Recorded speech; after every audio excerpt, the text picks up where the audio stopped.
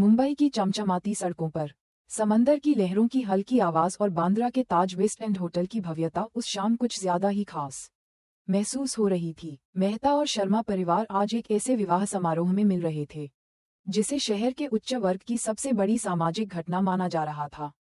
दुल्हन दिया शर्मा थी एक प्रसिद्ध रियल एस्टेट टायकून की इकलौती बेटी, जिसने मुंबई यूनिवर्सिटी से गोल्ड मेडल लेकर निकलते ही अपने पापा के कारोबार में हाथ बटाना शुरू कर दिया था। दूल्हा रोहन मेहता, मेहता ग्रुप का उत्तराधिकारी, जो अपने आकर्षक व्यक्तित्व और सामाजिक संबंधों के लिए पहचाना जाता था। शाम के ठीक 7 बजे होटल के सामने एक के बाद एक मर्सिडीज, ऑडी और रेंज रोवर रुक रही थीं। सफेद गुलाबों और पीले लाइटों से सजा ये स्थल किसी फिल्मी सेट जैसा लग रहा था। इन्हीं सबके बीच अचानक एक पुरानी ग्रे रंग की होंडा एक्टिवा स्कूटर गेट पर आकर रुकी। वह इतनी सस्ती और साधारण थी कि बाहर खड़े सिक्योरिटी गार्ड्स और वैलेट्स ने पहले तो ध्यान ही नहीं दिया, परंतु जब हेलमेट हटाया गया तो हर चेहरा पलट गया। लंबे, सीधे, खुले बाल, बारीक काजल से सजी आंखें और हल्की गुलाबी साड़ी में लिपटी वह स्त्री कोई आम मेहमान नहीं लग रही थी। वह थी आराध्या कपूर। कुछ देर के लिए जैसे समय थम गया। 3 साल पहले तक आराध्या उसी होटल के पास वाले फ्लैट में रहती थी। वह दिल्ली यूनिवर्सिटी की टॉपर थी और उसी समय रोहन मेहता का दिल जीत चुकी थी। तब उसके पिता एक सफल फाइनेंस कंपनी चलाते थे और पूरा मुंबई जानता था कपूर फाइनेंशियल सर्विसेज का नाम। पर फिर एक ही साल में सब बदल गया। उसके पिता पर वित्तीय धोखाधड़ी का आरोप लगा। सीबीआई का छापा पड़ा।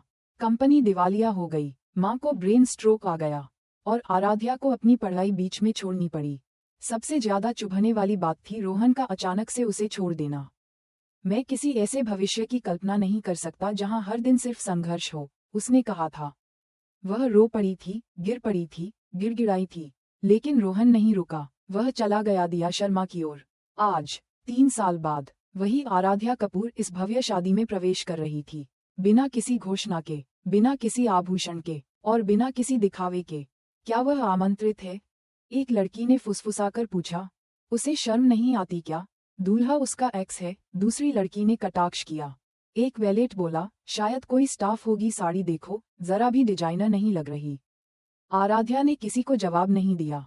उसने एक पुराना खादी बैग कंधे पर डाला और रिसेप्शन की ओर बढ़ी। माफ कीजिए, यह एक प्राइवेट इवेंट है, रिसेप्शन डेस्क पर खड़े युवक ने कहा। आराध्या ने बैग से एक सुनहरा निमंत्रण निकाला और टेबल पर रख दिया। श्रीमती दिया शर्मा एवं श्री रोहन मेहता के विवाह में आपका स्वागत है कपूर ग्रुप के कर्टसी से। कपूर ग्रुप? लड़के ने कार्ड देखा, फिर उसे देखा, फिर जल्दी से रास्ता छोड़ दिया। आराध्या बिना किसी भाव के हॉल में दाखिल हुई। अंदर 200 से ज्यादा लोग थे, गहनों से लदे हुए, बड़ी बड़ी हस्तियां, सोशलाइट्स, राजनेता और मीडिया। स्टेज पर रोहन और दिया बैठे थे, कैमरों की फ्लैश उनके चेहरे पर पड़ रही थी। रोहन की निगाहें भीड़ में घूमती रहीं और जब वह आराध्या पर पड़ी वह स्तब्ध रह गया। एक सेकंड के लिए वह भूल गया कि वह शादी कर रहा है। उस लड़की की चाल, उसकी नजर, उसका मौन, सब कुछ उसके भीतर की बेचैनी को कुरेद रहा था। पर सबसे बड़ा झटका तब आया जब होटल के general manager mister Rakesh Khurana hall के बीचों बीच आए और माइक पर घोषणा की, सभी मेहमानों से अनुरोध है कि वह एक पल के लिए ध्यान दें। हम हमारे विशेष अतिथि miss Aaradhya Kapoor, chairperson Kapoor capital ventures का स्वागत करते हैं, जो हमारे इस आयोजन के मुख्य प्रायोजक भी हैं। पूरा हॉल एक पल में खामोश हो गया। कपूर कैपिटल? एक वृद्ध पुरुष फुसफुसाया। अरे वही कंपनी जिसने पिछले महीने 3 मॉल्स खरीदे थे ना? उद्धरण चिन्ह। दिया शर्मा का चेहरा सफेद पड़ गया और रोहन मेहता वह बस खड़ा रह गया। उसकी आंखें अब भी आराध्या पर थीं, पर इस बार वह न कोई ग्लानि थी, न मोह, बस भय था। आराध्या ने सिर झुकाकर हल्की सी नमस्ते की और एक खाली कुर्सी की ओर बढ़ गई। न कोई हंगामा, न कोई दिखावा, बस एक खामोशी जो सब कुछ बयां कर रही थी। आराध्या कपूर अब हॉल के कोने में बैठी थी, जहां से वह मंच, रोहन और दिया को स्पष्ट देख सकती थी। उसके चेहरे पर कोई गुस्सा नहीं था, न कोई दुख, बस एक गहरा, अडिग सन्नाटा। वह वहां किसी को चौंकाने नहीं आई थी, न ही बदला लेने। वह आई थी समाप्ति के लिए, पर यह समाप्ति इतनी शांत नहीं होने वाली थी। स्टेज पर दिए और रोहन की मुस्कानें अब पहले जैसी नहीं थीं। कैमरे चमक रहे थे, पर उनकी आंखों में झिझक और बेचैनी थी। दिया ने धीरे से रोहन का हाथ पकड़कर पूछा, ये सब क्या हो रहा है? वह यहाँ क्यों है? उद्धरण चिन्ह। रोहन कुछ नहीं बोला। उसके गले में जैसे कुछ अटक गया हो। उसकी स्मृति पीछे दौड़ गई उसी शाम की ओर, जब आराध्या उसके सामने रो रही थी। रोहन, क्या तुम भी सबकी तरह चले जाओगे? उद्धरण चिन्ह। उसने कहा था, मुझे अपना भविष्य देखना है आराध्या, मैं कोई त्याग का प्रतीक नहीं बनना चाहता। उसी शाम वह पहली बार आराध्या की आंखों में टूटा हुआ विश्वास देख पाया था। और आज वही आंखें फिर सामने थीं, पर इस बार टूटी नहीं थीं, बल्कि इतनी स्थिर थीं कि देखकर डर लग रहा था। हॉल में धीरे धीरे फुसफुसाहटें शुरू हो गईं। वो तो आराध्या कपूर है न, जिसने 2 साल में 2 स्टार्टअप खरीदे थे? उद्धरण चिन्ह। अरे हाँ, और सुना है उन्होंने पिछले महीने लंदन फिनटेक समिट में भाषण दिया था। पर ये शादी में क्यों आए हैं? कुछ लोग चुप हो गए, कुछ लोग करीब खिसकने लगे। उसी समय स्नेहा अय्यर हॉल में दाखिल हुई, वही स्नेहा जो आराध्या की कॉलेज की सबसे करीबी दोस्त हुआ करती थी। जब सबने आराध्या से मुंह मोड़ा था, स्नेहा भी चुपचाप दूर हो गई थी। पर आज वह वहां थी, हाथ में एक लाल रंग का लिफाफा लिए। वह सीधा आराध्या के पास पहुंची और धीरे से बोली, तू अब भी वैसी ही है, बस थोड़ी और शांत, थोड़ी और ताकतवर। आराध्या ने उसकी ओर देखा और पहली बार हल्के से मुस्कुरा दी। स्नेहा ने धीरे से लिफाफा उसकी ओर बढ़ाया। ये शादी का आमंत्रण दिया ने मुझे भेजा था, पर मैं यहाँ सिर्फ तुझे देखने आई हूँ। आराध्या ने कोई उत्तर नहीं दिया। वह जानती थी इस शहर में दोस्ती अक्सर सुविधाओं से बंधी होती है। पर स्नेहा की आंखों में आज सच्चा पछतावा था। इस बीच मंच पर दिया ने आयोजक से फुसफुसाकर कुछ कहा। एक वरिष्ठ अतिथि, जो मेहता ग्रुप के पारिवारिक वकील प्रतीत होते थे, उठकर आराध्या की ओर आए। मैडम, कृपया कुछ देर बाहर चलिए, उन्होंने कहा। दिया जी आपसे कुछ बात करना चाहती हैं। आराध्या बिना कोई सवाल किए उठी और उनके साथ पास के एक प्राइवेट कक्ष में चली गई। कमरे में दिया पहले से मौजूद थी, चेहरे पर बनावटी मुस्कान। देखिए मिस कपूर, उसने कहना शुरू किया, मैं समझती हूँ कि आप इस शादी में आमंत्रित हैं, पर आपकी उपस्थिति सबका ध्यान भटका रही है। हम एक सुखद माहौल बनाए रखना चाहते हैं। आराध्या ने उसकी आंखों में देखा और शांति से बोली, मैं भी यही चाहती हूँ, इसलिए तो कुछ नहीं बोला। दिया झिझकी, फिर पूछा, तो फिर क्यों आए हैं? उद्धरण चिन्ह। एक लंबा सन्नाटा। फिर आराध्या ने कहा, क्योंकि मेरे जीवन का एक अध्याय इसी मंच पर बंद हुआ था। और जब अध्याय अधूरा रह जाता है, तो पन्ने पलटना मुश्किल हो जाता है। दिया का चेहरा तमतमाया। आपको क्या लगता है, आप आ जाकर सबको शर्मिंदा कर सकती हैं? उद्धरण चिन्ह। आराध्या ने पहली बार तीखी नजरों से देखा। शर्मिंदा? शर्मिंदा मैं तब थी, जब एक शाम बारिश में भीगती हुई दरवाजे पर खड़ी थी और रोहन ने कहा था, माफ करना, मुझे स्थिर जीवन चाहिए।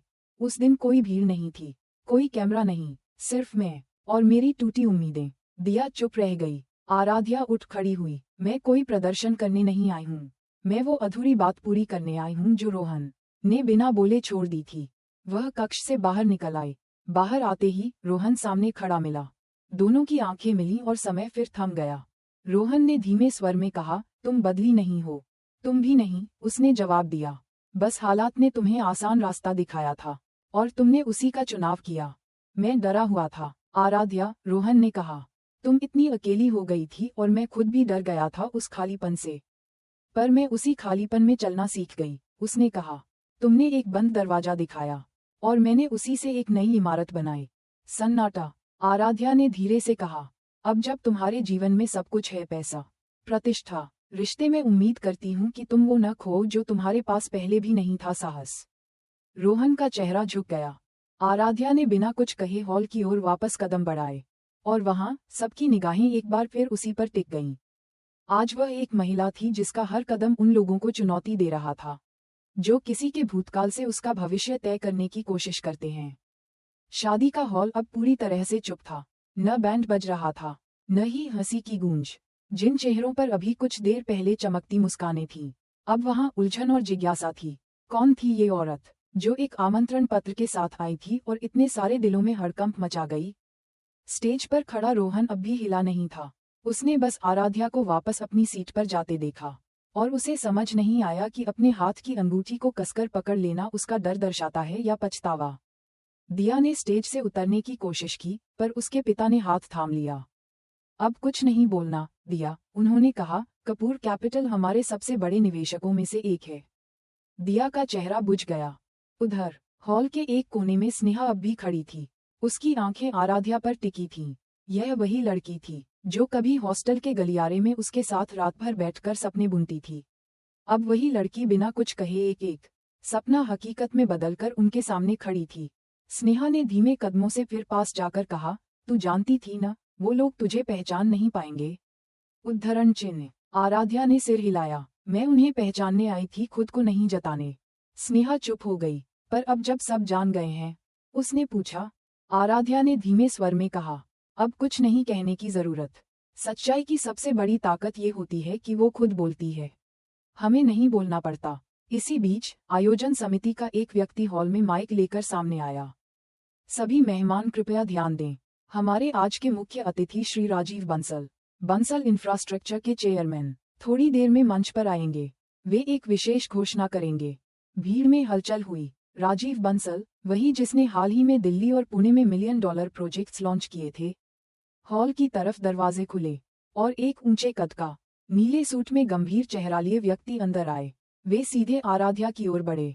माफ कीजिए, देर हो गई, उन्होंने कहा। सिंगापुर वाली मीटिंग खींच गई थी। आराध्या खड़ी हुई, उनके साथ हाथ मिलाया। आपका इंतजार था, उसने शांति से कहा। इस बातचीत को देख मेहमान अब खुलकर बातें करने लगे। क्या वे दोनों साझेदार हैं? उद्धरण चिन्ह। क्या बंसल ग्रुप अब कपूर कैपिटल के साथ प्रोजेक्ट करेगा? उद्धरण चिन्ह। राजीव मंच पर आए और माइक संभाला। सभी को नमस्कार, उन्होंने कहा। मैं यहाँ आज एक विशेष घोषणा करने आया हूँ। हमारा ग्रुप अब आधिकारिक रूप से कपूर कैपिटल के साथ रणनीतिक साझेदारी कर रहा है।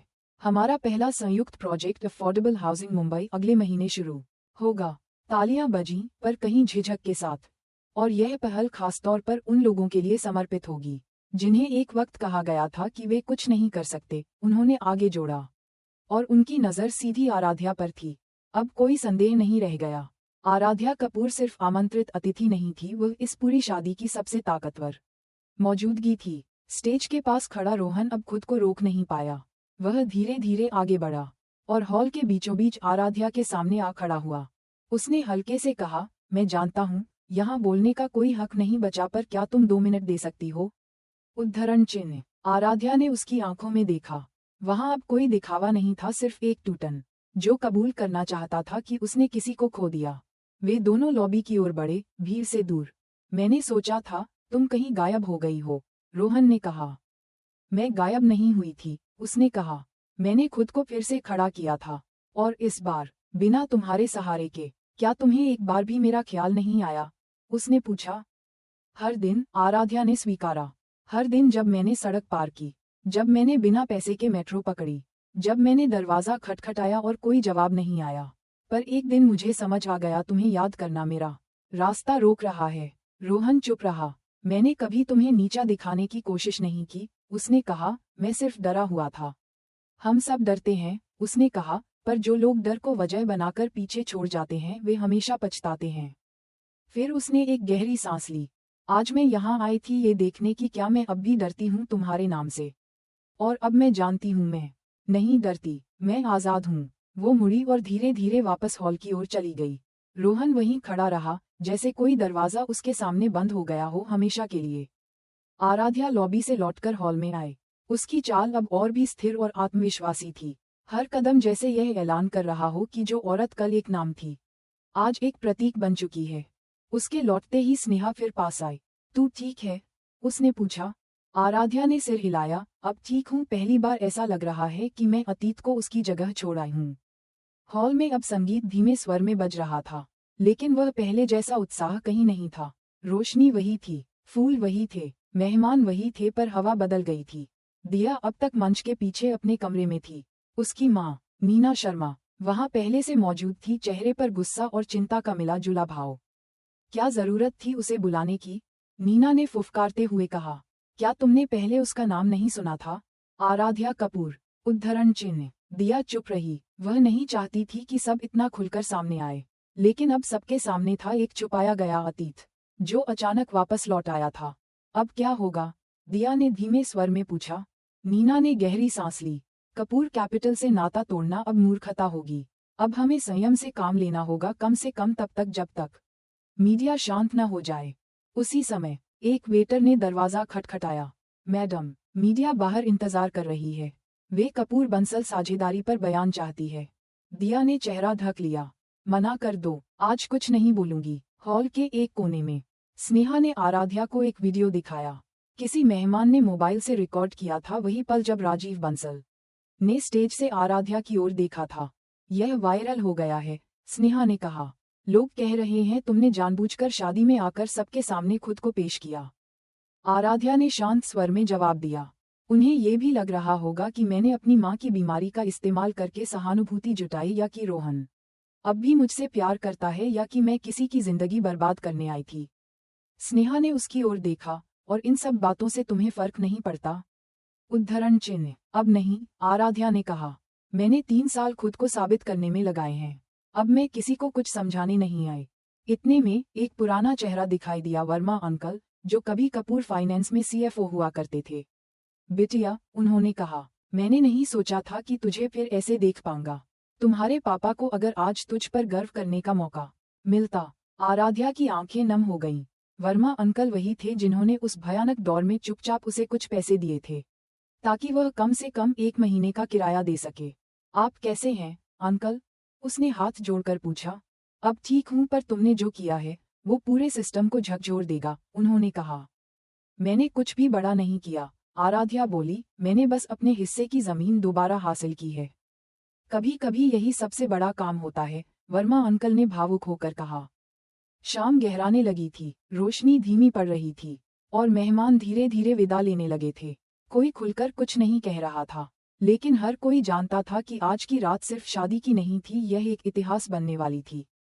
स्टेज पर आखिरी रस्में चल रही थीं। दिया और रोहन एक साथ बैठे थे, पर बीच में एक मौन दीवार थी। दिया ने धीरे से पूछा, क्या अब भी तुम्हारा दिल उसके लिए धड़कता है? रोहन ने कुछ देर चुप रहकर कहा, मेरा दिल अब डरता है उस औरत से, जिसने सब कुछ खोने के बाद भी अपना वजूद बना लिया। दिया हंसी, कड़वी हंसी। शायद तुम्हें ऐसी ही औरत की जरूरत थी, जो तुम्हारे डर से बड़ा हो। शायद, रोहन ने कहा, पर मैंने जब उसे छोड़ा था, तब मैं बड़ा बनना चाहता था। आज वह मुझे छोटा महसूस करवा गई है। स्टेज से कुछ दूरी पर स्नेहा ने आराध्या से कहा, अब क्या करोगी? सबको तो जवाब मिल गया। अब कुछ नहीं करूंगी, आराध्या बोली। अब बस खुद के लिए जीना है, इतना काफी है। तभी एक छोटा लड़का, किसी कर्मचारी का बेटा, पास आया और बोला, दीदी, क्या आप टीवी पे आती हैं? उद्धरण चिन्ह। आराध्या हंसी। नहीं बेटा, मैं बस वहां जाती हूं जहां लोगों को लगता है कि मैं नहीं जा सकती। वह बच्चे के सिर पर हाथ रखकर बाहर की ओर चल पड़ी। गेट के पास उसकी वही पुरानी एक्टिवा खड़ी थी, अब भी वैसी ही साधारण, धूल से सनी हुई। पर इस बार कोई हंसा नहीं, किसी ने सवाल नहीं किया, क्योंकि अब वह स्कूटर उसकी ताकत की गवाही था। वह उस पर सवार हुई, हेलमेट पहना, और बिना मुड़े उस हॉल से निकल गई जहां उसने अपने सबसे बड़े दर्द को सबसे शांत तरीके से अलविदा कहा। मुंबई की रातें आमतौर पर शोरगुल से भरी होती हैं, पर आज आराध्या कपूर के लिए ये रात किसी गहरे सन्नाटे की तरह थी, सुकून भरा, थकावट से भरा, और कहीं न कहीं मुक्त करने वाला। स्कूटर पर लौटते वक्त हवा में हल्की ठंडक थी, पर वह ठंड अब उसे नहीं चुभती थी। 3 साल पहले की वह लड़की शायद इस हवा से सिहर उठती, डर जाती, टूट जाती, पर अब वह हवा उसे झुका नहीं सकती थी। उसने अपना स्कूटर एक छोटे से कैफे के सामने रोका, वही जगह जहां वह और रोहन कभी कॉलेज के बाद घंटों बैठते थे। वह अब भी खुला था, अब भी वैसा ही शांत, वैसा ही पुराना। कैफे के मालिक, मिस्टर शाह, जो अब थोड़े उम्रदराज हो चले थे, ने उसे देखते ही पहचान लिया। अरे आराध्या बिटिया, उन्होंने चौंकते हुए कहा। आराध्या मुस्कुराई। हाँ अंकल, सोचा आज पुराने रास्तों से एक बार फिर गुजर लिया जाए। उन्होंने उसे अंदर बुलाया, वही कोना दिखाया जहां वह हमेशा बैठती थी, खिड़की के पास। वही अदरक वाली चाय, बिटिया, उन्होंने पूछा। हाँ, उसने जवाब दिया, पर इस बार कम मीठी। शाह अंकल मुस्कुराए। तुम बड़ी हो गई हो। जब चाय आए तो उसने खिड़की से बाहर देखा। सड़कों पर गाड़ियां दौड़ रही थीं, लोग भाग रहे थे, और शहर हमेशा की तरह जाग रहा था, पर उसके भीतर कुछ शांत हो गया था। वह कप उठाने ही वाली थी कि फोन बजा। स्नेहा कॉलिंग। उसने कॉल उठाया। हेलो, उद्धरण चिन्ह। तू घर पहुंच गई? स्नेहा ने पूछा। नहीं, कैफे में हूँ। सब तुझ पर चर्चा कर रहे हैं यार, ट्विटर पर ट्रेंड हो रही है तू गर्ल इन ब्लैक साड़ी के नाम से। आराध्या हंस पड़ी। कभी कोई ब्लैक साड़ी पहनने पर भी वायरल हो सकता है, सोचा ना था। न सिर्फ वायरल, स्नेहा ने कहा। कपूर कैपिटल की वेबसाइट का सर्वर डाउन हो गया है। लोग अब जानना चाहते हैं कि तू कौन है, कहाँ से आए है और इतना मजबूत कैसे बनी। उद्धरण चिन्ह। आराध्या कुछ पल चुप रही, फिर बोली, क्या लोग ये जानना चाहते हैं कि किसी ने उन्हें क्यों छोड़ा था, या सिर्फ इसलिए देख रहे हैं क्योंकि अब वो फिर से खड़ी हो गई है। उद्धरण चिन्ह। स्नेहा चुप हो गई, फिर बोली, शायद दोनों, पर अब फर्क नहीं पड़ता। तू अब मिसाल बन गई है। आराध्या ने धीरे से कहा, मिसाल बनने की ख्वाहिश कभी नहीं थी, बस टूटकर भी बिखरना नहीं चाहती थी। बात खत्म हुई। वह फोन टेबल पर रखकर चाय की एक चुस्की लेती है। उसका स्वाद वही था, पुराना पर गहराई से भरा हुआ। उसी समय कैफे का दरवाजा खुला और एक नए चेहरे ने प्रवेश किया, एक युवा लड़की, लगभग वही उम्र जो कभी आराध्या की थी जब सब कुछ बिखर गया था। आंखों में सवाल, चेहरे पर थकान। वह सीधा आराध्या के पास आई और झिझकते हुए बोली, आप आराध्या कपूर हैं ना? उद्धरण चिन्ह। आराध्या चौंकी, फिर मुस्कुराई, हाँ। तुम? उद्धरण चिन्ह। मेरा नाम सायली है, मैं बीएमएस में सेकंड ईयर की स्टूडेंट हूँ। आज आपकी कहानी पढ़ी, मैं आपसे बस ये पूछना चाहती थी। वह रुक गई, फिर कहा, जब सबने साथ छोड़ा तब आपने कैसे खुद को संभाला? उद्धरण चिन्ह। आराध्या ने गहरी सांस ली। उसने सायली को अपने सामने बैठने का इशारा किया।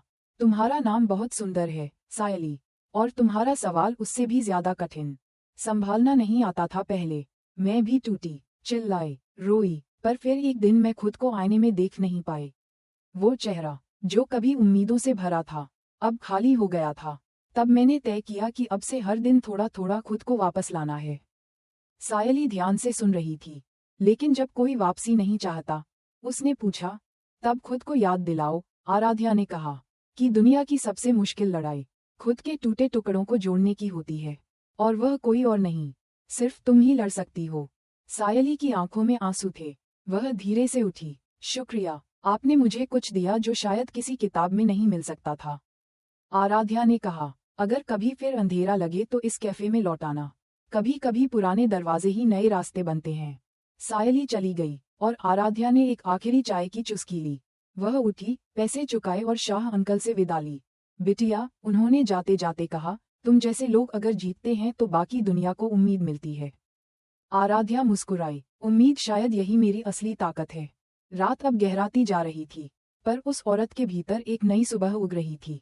अगली सुबह मुंबई की पहली किरणें जब आराध्या के अपार्टमेंट की बालकनी पर पड़ीं, तो वो पहले से जग चुकी थी।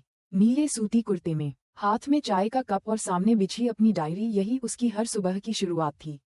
डायरी के पिछले पन्नों पर आज फिर एक नया वाक्य जुड़ रहा था। मैं अब किसी को खोने से नहीं डरती, क्योंकि अब मैं खुद को पा चुकी हूँ। अभी कुछ ही देर हुई थी कि फोन की घंटी बजी। मैम, उसकी असिस्टेंट काव्या ने कहा, बंसल ग्रुप के मीटिंग की पुष्टि हो गई है। दोपहर 3 बजे मरीन ड्राइव ऑफिस में, और एनडीटीवी इंडिया से भी इंटरव्यू रिक्वेस्ट आई है। आराध्या ने चाय का आखिरी घूंट लिया। इंटरव्यू कैंसिल कर दो, इस बार मैं सिर्फ अपने काम से बोलना चाहती हूँ। काव्या चुप हुई, फिर बोली, और रोहन मेहरा? उद्धरण चिन्ह। आराध्या का चेहरा थोड़ा सख्त हो गया। उससे जुड़ी हर कॉल, हर मेल ब्लॉक कर दो। अब उस अध्याय में कोई संशोधन नहीं होगा।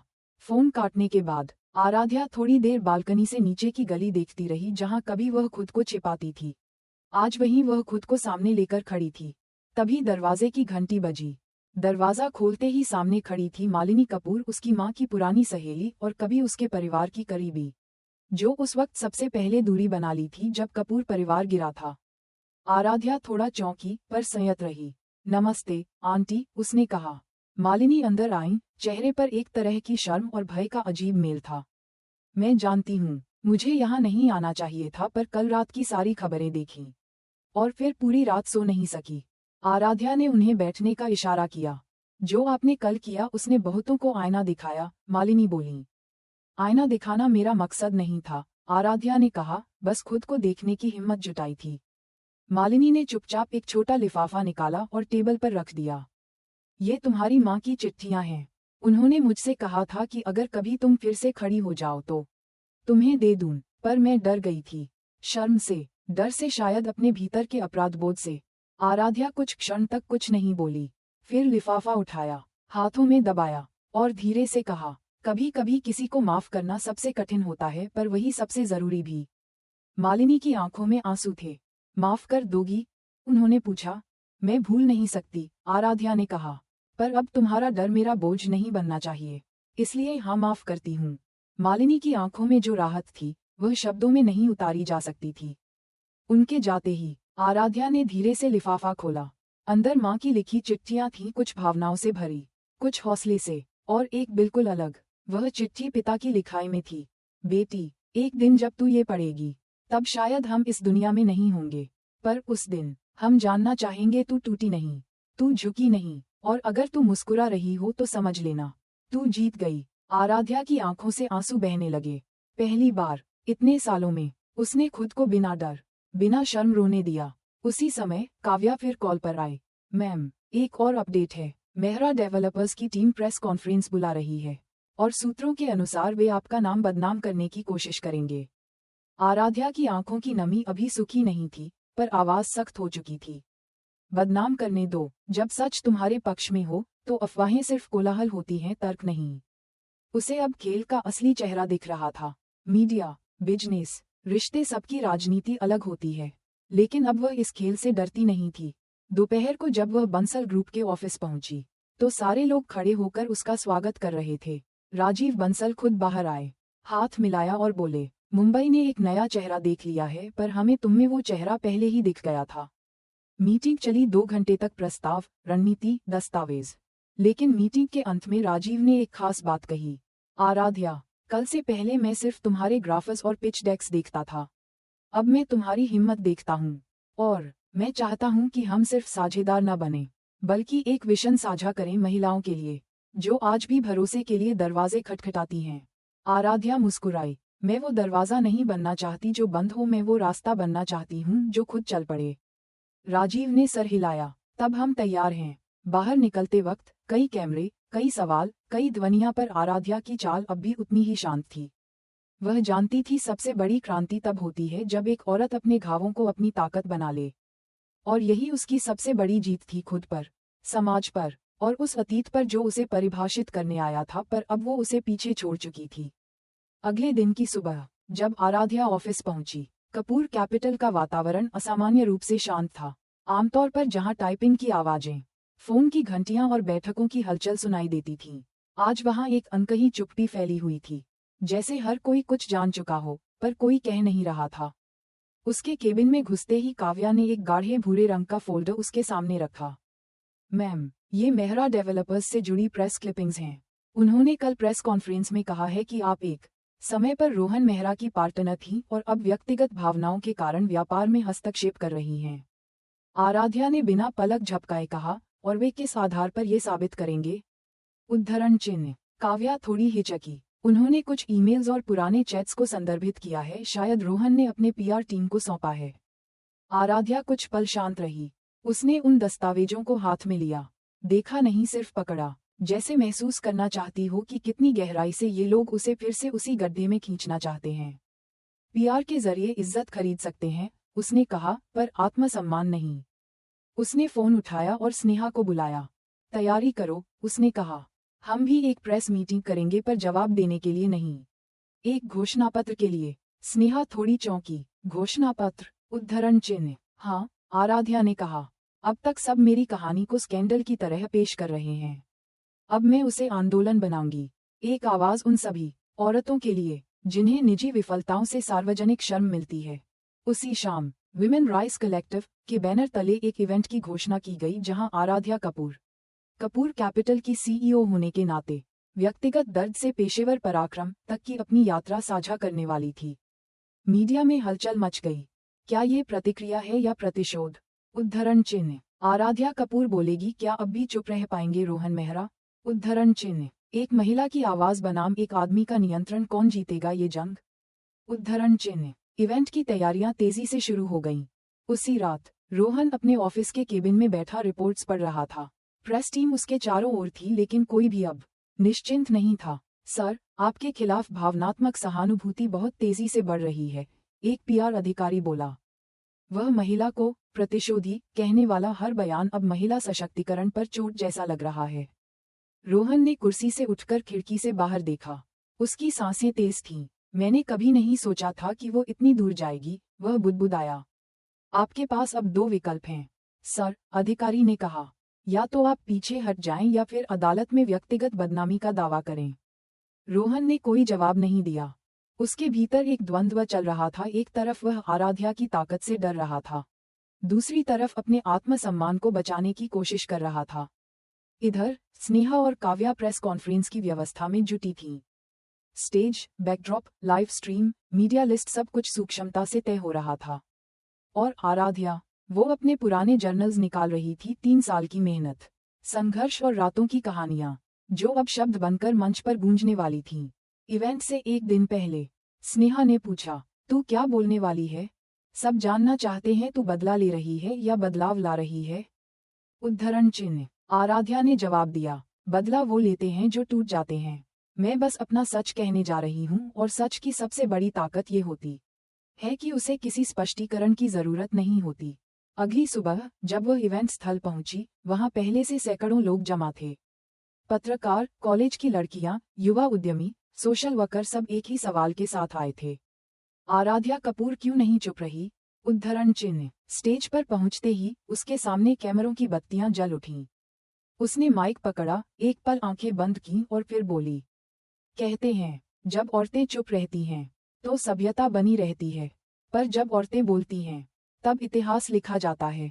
पूरा हॉल सन्न था। मुझे बदला लेने की कोई इच्छा नहीं है। अगर होती तो मैं वही रास्ता चुनती जो मेरे साथ 3 साल पहले किया गया था, छोड़ देना, तोड़ देना, कुचल देना। पर मैंने रास्ता बदला। मैंने अपने आंसू रोककर नहीं, उन्हें समझकर इस्तेमाल किया। मैंने हार को हंसी में नहीं छिपाया, उसे सफलता में बदला। और आज मैं यहाँ सिर्फ एक सीईओ बनकर नहीं आई, मैं एक उदाहरण बनकर आई हूँ। उसके शब्दों ने जैसे लहर पैदा कर दी। तालियों की गूंज पूरे हॉल में भर गई। स्नेहा ने पीछे से देखा, उसकी आंखों में गर्व था। और वहीं किसी कोने में एक लड़का अपनी माँ का हाथ पकड़े खड़ा था। शायद यही था आराध्या का असर, जो अब किसी चेहरों तक सीमित नहीं था, बल्कि पीढ़ियों तक फैल रहा था। आराध्या मंच से उतरी और कैमरे अब भी पीछे पीछे थे, लेकिन इस बार वो उन्हें पीछे छोड़कर नहीं भागी। उसने सीधे कैमरे की ओर देखा, मुस्कुराई और चली गई। उस दिन कोई प्रेस नहीं पूछ रहा था कि वह क्या पहनी थी, किससे जुड़ी थी या किससे टूटी थी। सिर्फ एक सवाल गूंज रहा था, अगर वो कर सकती है तो हम क्यों नहीं? उद्धरण चिन्ह। प्रेस इवेंट के अगले दिन पूरा मीडिया भारत की एक ही महिला को देख रहा था, आराध्या कपूर। न्यूज़ चैनलों पर लगातार उसकी स्पीच के अंश चल रहे थे। सोशल मीडिया पर आराध्या राइजेस ट्रेंड कर रहा था और स्कूल कॉलेजों में लड़कियां उसकी तस्वीरों को स्टोरी बना रही थीं। मगर उसी समय एक दूसरा मोर्चा भी खुल चुका था, कानूनी। मेहरा डेवलपर्स की ओर से एक कानूनी नोटिस आया था, जिसमें दावा किया गया था कि आराध्या ने व्यापारिक गोपनीयता का उल्लंघन किया है और जानबूझकर नुकसान पहुंचाया है। स्नेहा और काव्या ने जैसे ही ये फाइलें उसके टेबल पर रखीं, ऑफिस का तापमान बदल गया। आराध्या ने फाइल को देखा और एक गहरी सांस ली। तूफान आने से पहले हवा सबसे शांत होती है, उसने कहा। अब ये उसका आखिरी दांव है। काव्या ने घबराकर पूछा, क्या हम केस लड़ेंगे? उद्धरण चिन्ह। नहीं, आराध्या ने मुस्कुराकर जवाब दिया, हम जवाब नहीं देंगे, हम सबूत देंगे। उसी शाम कपूर कैपिटल के लीगल टीम ने एक प्रेस स्टेटमेंट जारी किया, जिसमें साफ कहा गया कि मेहरा डेवलपर्स के आरोप निराधार हैं और उनके पास हर साझेदारी व संचार की प्रामाणिकता है। लेकिन इससे भी ज्यादा जोरदार प्रहार हुआ जब एक स्वतंत्र पत्रकार समीर झा ने एक खोजी रिपोर्ट प्रकाशित की। असली चेहरा, मेहरा डेवलपर्स की छिपी रणनीति। इस रिपोर्ट में खुलासा हुआ कि कैसे रोहन मेहरा ने जानबूझकर आराध्या की छवि को नुकसान पहुंचाने की कोशिश की, कैसे उनके पीआर ने पुराने निजी संदेशों को तोड़ मरोड़ कर पेश किया, और कैसे मीडिया को एक महिला के खिलाफ हथियार बनाया गया। रिपोर्ट का अंत था, आराध्या कपूर ने अपनी कहानी किसी को बदनाम करने के लिए नहीं, बल्कि उन सभी को आवाज देने के लिए सुनाई जो सालों से चुप हैं। उसकी लड़ाई सिर्फ उसकी नहीं रही, पूरे देश में प्रतिक्रिया की लहर दौड़ गई। रोहन पर आरोप लगे, सोशल मीडिया पर उसे ट्रोल किया जाने लगा और मेहरा डेवलपर्स के शेयर गिरने लगे। आराध्या इस सब के बीच शांत रही। उसने कोई बयान नहीं दिया, कोई ट्वीट नहीं किया। वह जानती थी, जब तुम्हारा सच बोलता है तब तुम्हें चिल्लाने की जरूरत नहीं होती। इधर कपूर कैपिटल में कुछ नया आकार ले रहा था। आराध्या ने एक नया विभाग खोला, रीबिल्ड इंडिया इनिशिएटिव, जिसका उद्देश्य था युवाओं, विशेषकर महिलाओं को व्यापार, वित्त और नेतृत्व में प्रशिक्षण देना और उन्हें वो संसाधन देना जो उसने कभी खो दिए थे। इस प्रोजेक्ट की ओपनिंग के लिए उसने एक आमंत्रण भेजा मालिनी कपूर को भी और रोहन मेहरा को भी। काव्या और स्नेहा दोनों चौंक गईं। तू रोहन को क्यों बुला रही है? काव्या ने पूछा। क्योंकि ये लड़ाई जीतने के लिए नहीं थी, आराध्या ने कहा। ये लड़ाई खुद को खोने से बचाने के लिए थी, और अब जब मैं खुद को पा चुकी हूँ तो मुझे किसी से छीनना नहीं है। उसी दिन जब इवेंट शुरू हुआ, सभागार में ढेरों युवा मौजूद थे, हर वर्ग, हर क्षेत्र से। सामने स्क्रीन पर लिखा था, रीबिल्ड इंडिया इनिशिएटिव, जहां हर गिरावट एक नई शुरुआत बनती है। स्टेज पर आराध्या आए और उसकी आंखों में नरमी थी, वो नरमी जो तब आती है जब आप दर्द से सीख चुके हों। मैं आज कोई कहानी नहीं सुनाऊंगी, उसने कहा। मैं आज एक बीज बोऊंगी, बदलाव का, विश्वास का, और उस साहस का जो हर बार गिरने के बाद उठने की हिम्मत देता है। तालियां बजीं, चेहरे चमक उठे। इवेंट खत्म होने के बाद जब लोग निकलने लगे, तभी एक कोना जहां कैमरे नहीं थे वहां रोहन खड़ा था। उसे देख आराध्या कुछ देर शांत रही, फिर आगे बढ़ी। तुम आए, उसने कहा। आना जरूरी था। रोहन की आवाज धीमी थी, क्योंकि शायद पहली बार मैं तुम्हें देखना चाहता था, तुम्हारी कहानी नहीं। तुम्हें। आराध्या मुस्कुराई। अब तो मैं बस कहानी हूँ, उसने कहा। नहीं, रोहन बोला, तुम उस कहानी की लेखिका हो, और शायद यही बात मैं कभी नहीं समझ पाया। आराध्या ने सिर झुकाया। तुमसे एक चीज पूछनी है, रोहन बोला, क्या तुम मुझे माफ कर सकती हो? उद्धरण चिन्ह। वो कुछ देर उसे देखती रही, फिर कहा, माफ करने के लिए कोई रिश्ता बचा होना चाहिए, और जो रिश्ता आत्मसम्मान कुर्बान कर दे वो कब का मर चुका होता है। रोहन कुछ कह नहीं सका, वो बस खड़ा रहा और फिर धीरे से पीछे हट गया। उसके जाने के बाद स्नेहा पास आई। कई लोग कहेंगे कि तूने उसे बुलाकर कमजोर निर्णय लिया, उसने कहा। लेकिन मैं जानती हूँ, आराध्या बोली, किसी को माफ करना कमजोरी नहीं होती, वो सिर्फ इस बात का सबूत होता है कि हम बदले नहीं, बस बड़े हो गए हैं। उसी रात जब आराध्या अपने घर की छत पर बैठी थी, ऊपर आसमान में तारे थे और नीचे शहर की रोशनी, उसने अपनी डायरी खोली और लिखा, मैं टूटी थी पर बिखरी नहीं, मैं गिरी थी पर रुकी नहीं, और अब मैं चल नहीं रही, मैं उड़ रही हूँ। रीबिल्ड इंडिया इनिशिएटिव के उद्घाटन के बाद कपूर कैपिटल और आराध्या कपूर की छवि केवल एक व्यापारिक ब्रांड नहीं रह गई थी, वह अब सामाजिक चेतना का प्रतीक बन चुकी थी। संघर्ष, पुनर्निर्माण और नारी स्वाभिमान की जीती जागती मिसाल। अगले कुछ हफ्तों में कई शहरों से न्योते आने लगे, विश्वविद्यालयों, महिला संगठनों, युवा नेतृत्व मंचों से। स्नेहा और काव्या का शेड्यूल अब और भी व्यस्त हो गया था। आराध्या जहां जाती वहां कोई न कोई लड़की उसके पास आती, कभी सवालों के साथ, कभी आंसुओं के साथ, कभी चुपचाप एक झप्पी के साथ। लेकिन सफलता की रोशनी में भी कुछ परछाइयां थीं। कपूर कैपिटल के कुछ पुराने साझेदार, जो मेहरा डेवलपर्स के साथ जुड़े थे, अब दूरी बनाने लगे थे। उन्हें डर था कि आराध्या की नई सामाजिक छवि से व्यापारिक सौदे प्रभावित हो सकते हैं। एक मीटिंग के दौरान सीएफओ ने सुझाव दिया, हमें थोड़ा तटस्थ रहना चाहिए। आराध्या, भावनाओं से परे जाकर व्यवसाय देखना पड़ेगा। आराध्या ने चुपचाप उसकी बात सुनी, फिर कहा, अगर व्यापार वो कीमत मांगता है जहां मुझे अपनी आवाज दबानी पड़े तो वो मुनाफा नहीं, घाटा है। एक सन्नाटा फैल गया। कपूर कैपिटल का निर्माण मेरी हड्डियों और सपनों से हुआ है, मैं इसे मुनाफे के लिए गिरवी नहीं रख सकती, उसने जोड़ा। कुछ साझेदार चले गए, लेकिन जो बचे वो चट्टान की तरह उसके साथ खड़े थे। इसी दौरान एक और मोड़ आया। देश के सबसे बड़े मीडिया नेटवर्क, भारत टुडे, ने आराध्या को आमंत्रित किया अपने प्राइम टाइम शो औरत की आवाज के लिए। शो की होस्ट थी पत्रकार शेफाली राठौर, जो अपनी तीखी, असहज करने वाली पत्रकारिता के लिए जानी जाती थी। स्नेहा ने चेताया, ये आसान नहीं होगा। शेफाली निजी सवालों से चौंका सकती है। आराध्या मुस्कुराई, कभी कभी सच को भी असहज करने की जरूरत होती है ताकि लोग ध्यान दें। शो की शूटिंग शुरू हुई। पहला सवाल सरल था, आपने कभी सोचा था कि आप इतनी ऊंचाई तक पहुंचेंगी? उद्धरण चिन्ह। आराध्या का उत्तर था, मैं ऊंचाई के बारे में नहीं सोचती थी, मैं बस जमीन पर टिके रहने की कोशिश कर रही थी। शेफाली मुस्कुराई, जैसे शिकार को सूंघ लिया हो। और अगर कल मेहरा डेवलपर्स माफी मांगते हैं और साझेदारी का प्रस्ताव रखते हैं तो क्या आप स्वीकारेगी? उद्धरण चिन्ह। स्टूडियो में सन्नाटा। आराध्या ने कहा, मुझे अपनी लड़ाई लड़ने के लिए किसी दुश्मन की जरूरत नहीं है, लेकिन अगर कोई दुश्मन दोस्त बनकर आए और सच्चे मन से, तो मैं दरवाजा बंद नहीं रखती, पर मैं अपनी शर्तों पर ही स्वागत करूंगी। शो के बाद सोशल मीडिया पर आराध्या के इस जवाब ने नई बहस छेड़ दी। लोग उसकी दृढ़ता और संतुलन की तारीफ कर रहे थे। लेकिन इस बीच कपूर कैपिटल के खिलाफ एक बड़ा मामला सामने आया, धोखाधड़ी का आरोप एक पुराने कर्मचारी द्वारा। मीडिया में सनसनी मच गई। क्या आराध्या कपूर की छवि बस एक मुखौटा है? रीबिल्ड इंडिया की आवाज अब खुद सवालों के घेरे में। सफलता की सीढ़ियां या छल की दीवार? उद्धरण चिन्ह। कपूर कैपिटल की टीम हक्की बक्की थी। सीएफओ घबराया हुआ था। हमें लीगल डिफेंस तैयार करना होगा, ये बहुत बड़ा आरोप है। स्नेहा ने कहा, हमारी हर प्रक्रिया ट्रांसपेरेंट है, लेकिन ये हमला आराध्या पर नहीं, उसकी छवि पर है। आराध्या शांत बैठी थी। उसकी आंखें खिड़की के बाहर किसी अज्ञात दिशा में टिकी थीं। जिस इमारत की नींव गहरी होती है वो तूफान में हिलती नहीं, उसने धीरे से कहा। उसी दिन एक इन्वेस्टिगेटिव पत्रकारिता वेबसाइट ने पूरे आरोप की पड़ताल शुरू की। कुछ ही दिनों में सच्चाई सामने आए। आरोपी कर्मचारी को मेहरा डेवलपर्स ने एक अनुबंधित एजेंसी के जरिए पैसे दिए थे ताकि वो आराध्या और कपूर कैपिटल की साख को मिट्टी में मिला सके। बात साफ हो गई, मेहरा ग्रुप की नीयत अब पूरी तरह बेनकाब हो चुकी थी। इसके बाद भारत की दो बड़ी औद्योगिक संस्थाओं इंडोबीज फोरम और नारी उद्यमी सम्मेलन ने आराध्या को अपनी सालाना बैठक में विमेन ऑफ द डेकेड के सम्मान के लिए नामांकित किया।